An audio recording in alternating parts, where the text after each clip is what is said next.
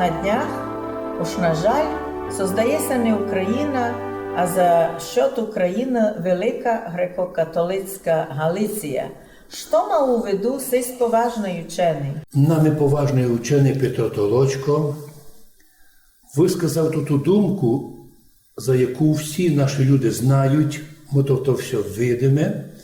Він був, до речі, учасником 5-го Всесвітнього конгресу русунов в Ужгороді. Він був учасником научної конференції у рамках конгресу. Це був єдинственний русинський конгрес із усіх теперішніх світових конгресів русунов, в якому була прочна, добра, добротна наукова секція, де були доктора наук, місцеві наші, в тому числі і Петр Толочко, і различні гості.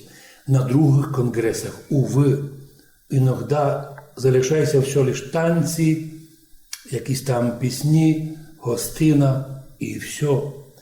Ізучивши днісні поступки, закони, заяви виходців із Галичини, котрі уніатської віри, то він сказав, галичанами уніатами создається на Україні і за рахунок України Велика греко-католицька Галиція.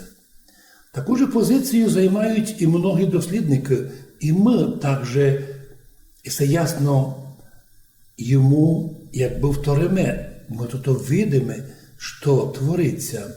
Тому і в програмі недосказаної говоримо під видом нібито єдинства незалежної України тихенько і так підступно твориться по думці Петра Толочко Велика уніатська Галичина.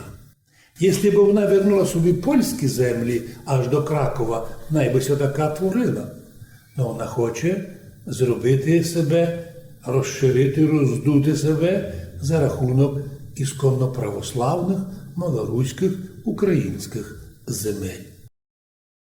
Закарпаття, історична Подкарпатська Русь завжди була унікальна сама в собі, завжди була незалежна навіть в рамках Мадярщини, а тому в складі України завжди буде своє етнічне лице, свою інаковість берегти, причому зберігає єдинство держави і повагу до законодавства. Отже, дякуємо Петрові Толочкові, академікові, за його виступи, великолепні виступи його по телевізору, по інтернету. Учений, авторитетний. Ну, як видимо, к його мнению влада не прислуховується. А жаль.